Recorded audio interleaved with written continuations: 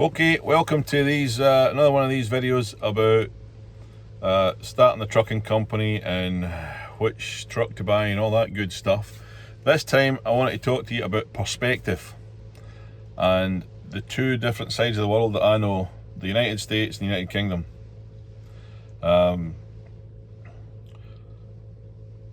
Sometimes you see people who think that they're hard done to, and you're sitting there looking at them thinking, really?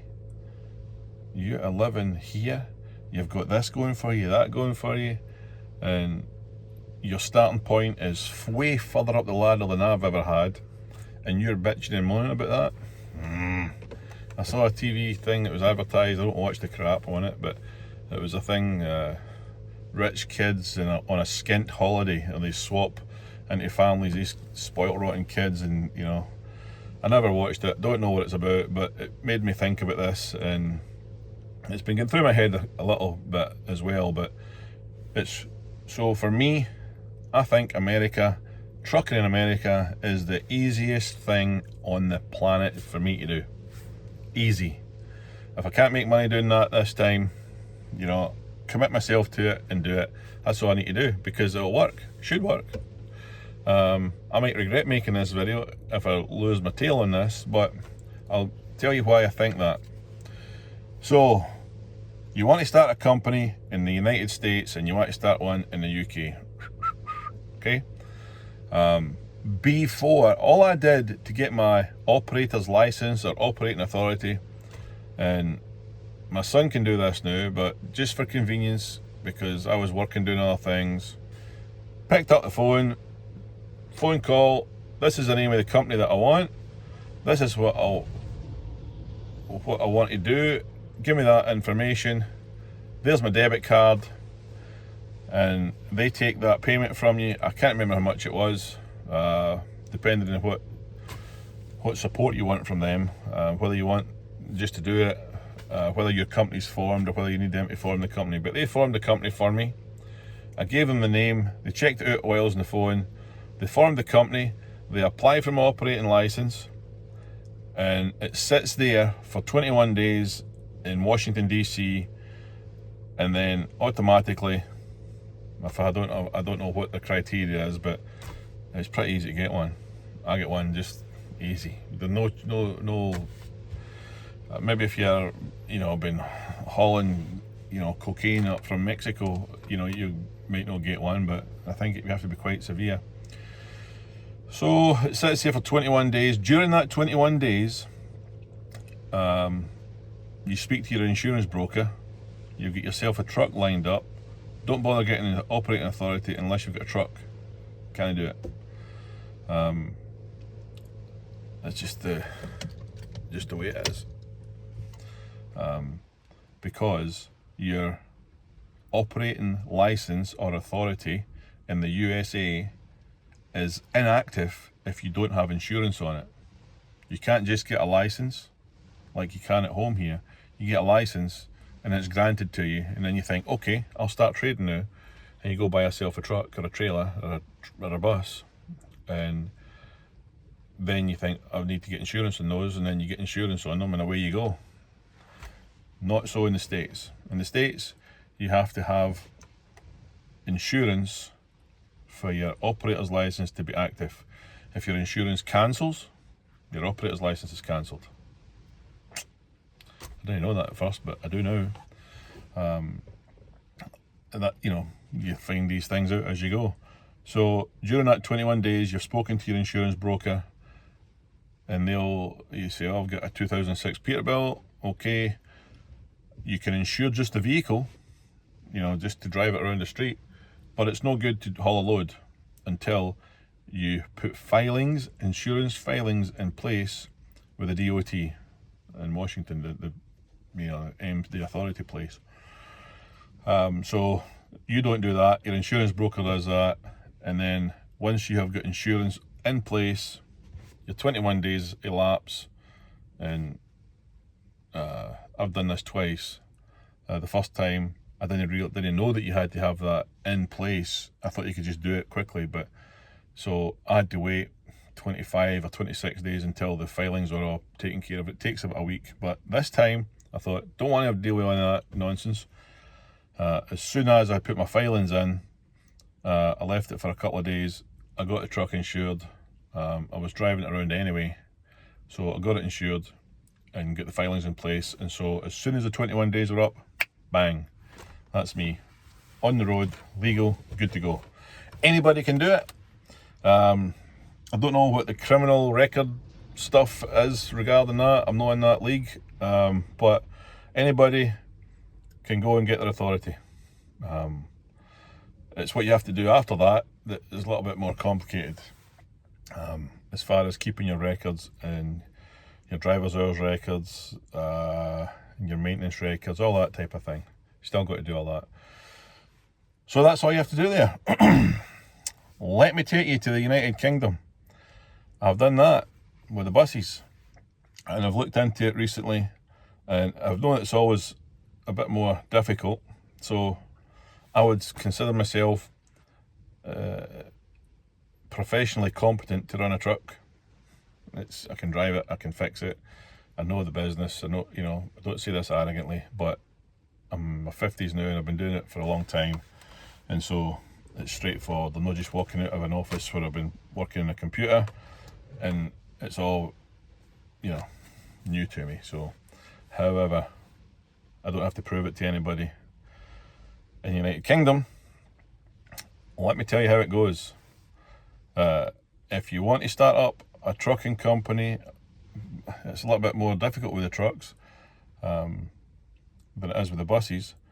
But if you want to start a trucking company, first of all, before you even think about getting a truck, you or somebody that you employ for a certain amount of time every week, depending on how many vehicles you have, has to be certified, professionally competent.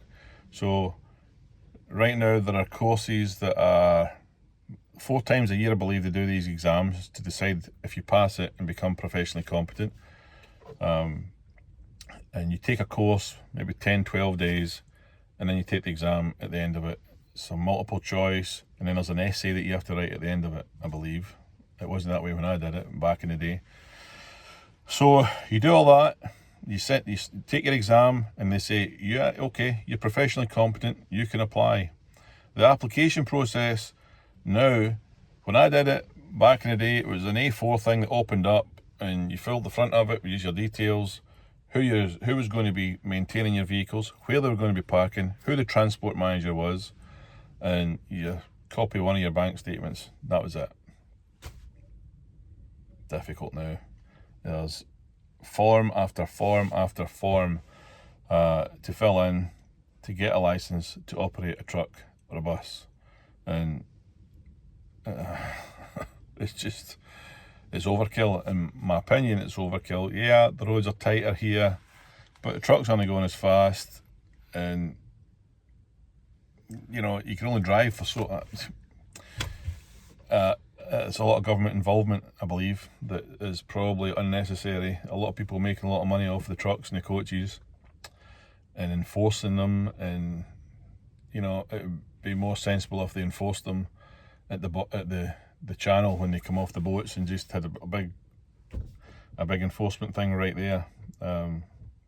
But for the most part in the UK, anybody that I know that's in the trucks and the buses do their best to keep them on the road, because if you go out and they break down or you have problems, it causes you problems yourself. So you're now professionally competent, and you think, I want to buy a truck. Nah, not quite yet. You have to apply for your license, and they say it takes 8 weeks. Never does it take 8 weeks. I don't know of one single person who's ever applied to the operating licensing body and get a license in 8 weeks. If there is, it just doesn't. It goes into their big centralized black hole, and it sits there until they get everything complete, and they can make it incomplete for as long as they want. So you need to have, first off, your professional competence. Secondly, where are you going to operate them from? You have to have an operating centre, which, from what I've understood, and I see different things throughout the country, but you have to be able to drive in and drive back out. You know, you don't want you reversing a truck off the road or reversing buses off the main road. They want you to be able to drive in and drive out. At least up here they do. So you drive in and drive out, you've got your operating centre, so you think, right, okay, that's a good yard over there, I'll go get that. You've got to pay a deposit, you've got to pay your rent, you've got to pay your rent, and then you've got to pay your rent, and then you've got to pay your rent, because it's going to take you at least 4 months. I would say 3 to 4 months before you're going to get an operator's licence through. They can find anything to have an objection. They'll take you to a public inquiry where you go there and it's like a courtroom setting, and then they decide, and that takes more time for that to happen. So let's just assume you're professionally competent and you've got your operating centre all lined up and paid all that money. Then you need to have proof. This is the stupidest thing. You need to have proof, financial proof, that you have got enough money to maintain these vehicles, right? And here's the crazy part. You're not allowed to use it. So the current rate is £8,000 for the first vehicle you have, and 4.5 for every vehicle from then on. So right now we've got 5 vehicles. I would have to have 4, 18, I'd have to have £26,000, so maybe $30,000. I'd have to have that sitting in an account that I can't use. In my opinion, it's all geared to the big guys to keep the little guys out. Once you get to a certain size, yeah, you don't need to satisfy financial standing in the same way as the little guys do. Uneven playing field right there. But you have to have that money sitting there to prove that you can properly maintain your vehicles. So I've got my $30,000 there, and my Volvo truck needed $8,500 spent on the motor on it. I then spend 8.5 there. That means I've got 21,000 left in that account. All of a sudden, I'm in violation of my financial standing obligations to the Traffic Commissioner's office, because I don't have that 30 grand set, that $30,000 sitting there, or £26,000. It's supposed to be for maintaining the vehicles, but as soon as you maintain them, so really what it is, they want to just make it so that you put this money into a separate account. It's like a bond. That's just there to prove that you're rich enough to be able to run the trucks. It's nothing to do with maintenance money. It's nothing to do with it. If you can't use it to maintain the vehicles, so it's just a load of crap. Really, that's my opinion. It's to keep the little guys down and let the big guys get at it. So that's you. You've got your professional competence. You've got your operating centre that's cost you a fortune to have there with no vehicles in it.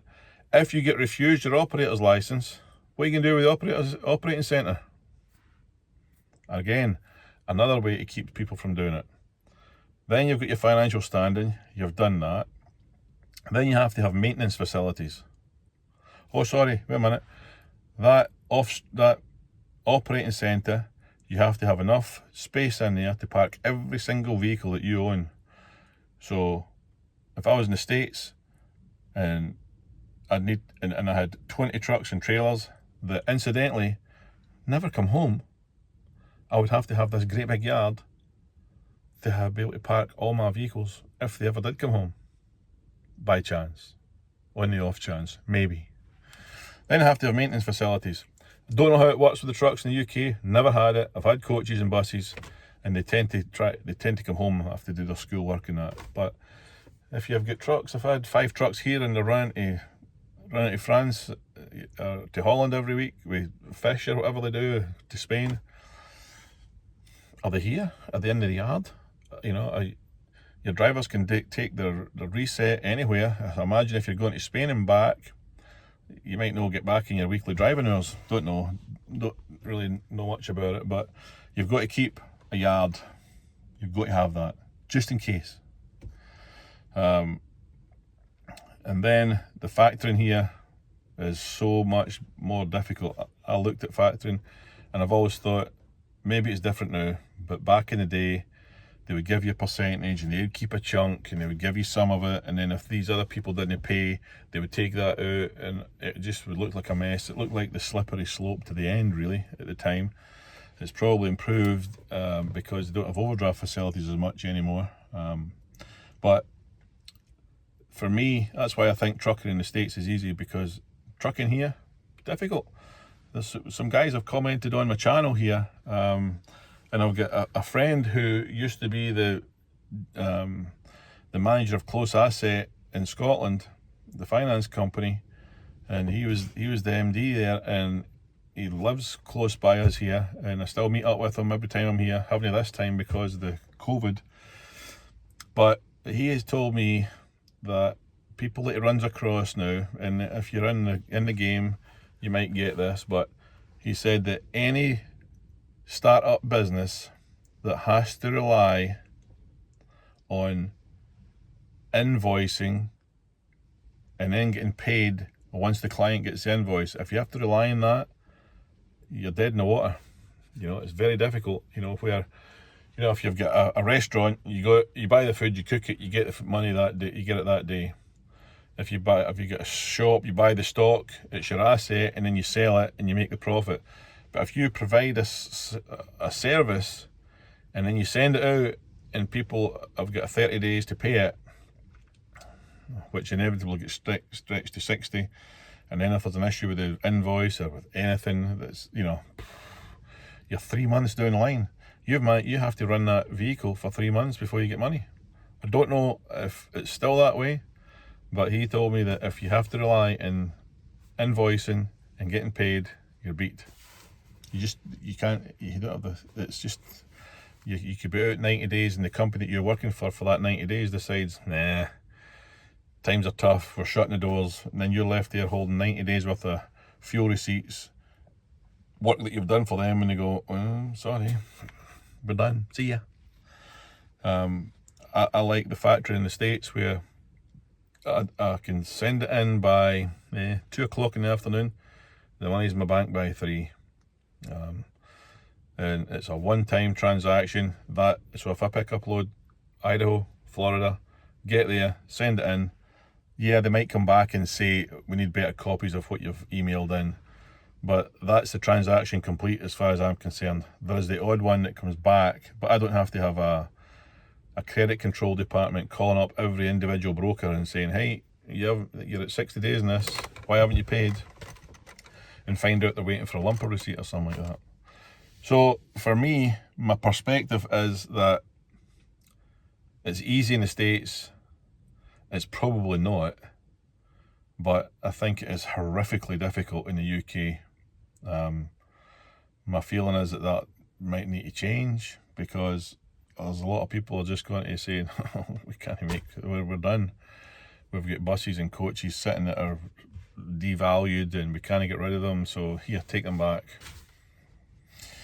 People only travel in public transport, they're all going on coach holidays. I do feel bad for a lot of those guys, you know, that are in that situation, but they might need to change it so that it's easier to get into. But they just made it more difficult and more difficult every single year to get into that industry. Professionally competent.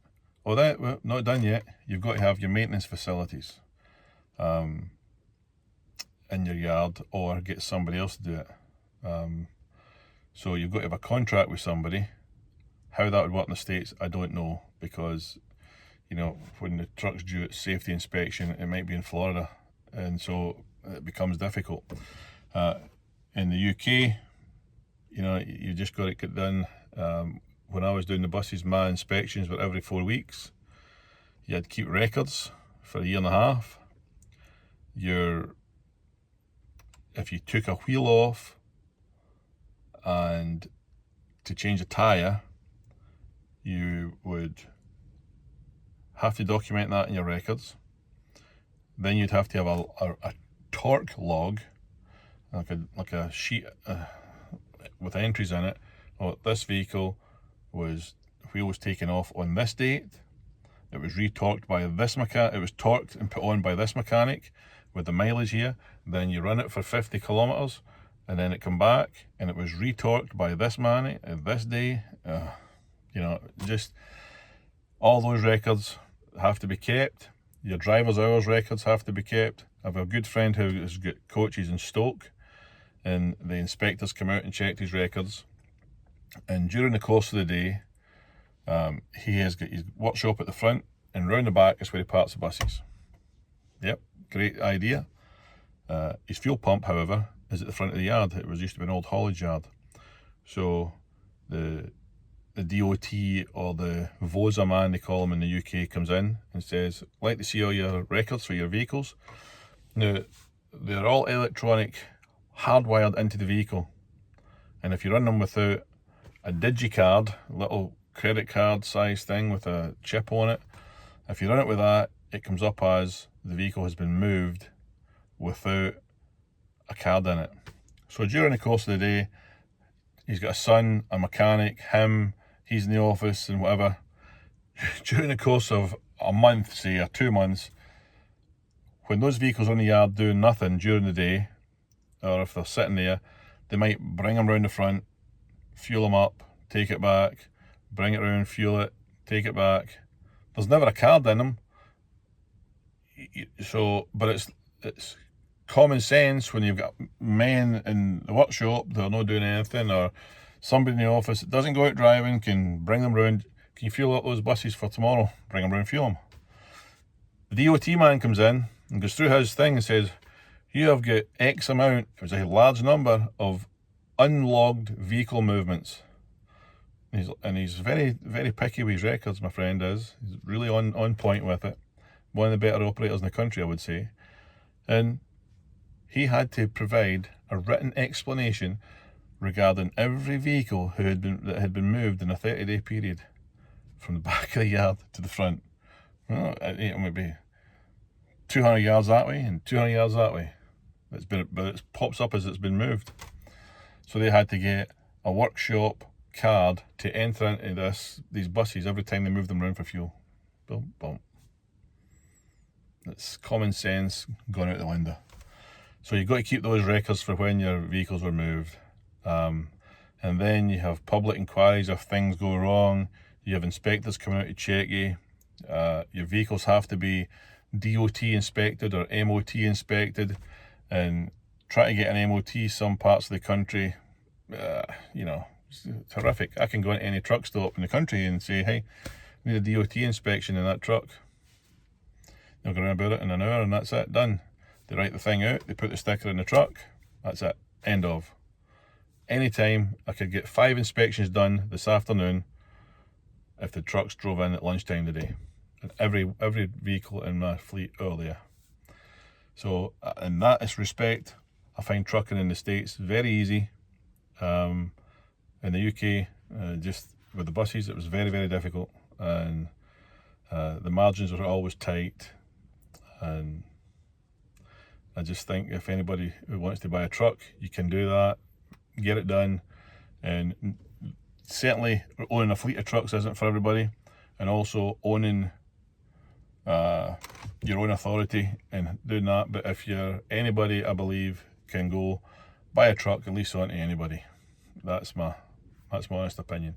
Hope this video's been a wee bit long, but I hope it's answered a few questions and been a little bit of interest to some people. Okay, thanks for watching. See ya.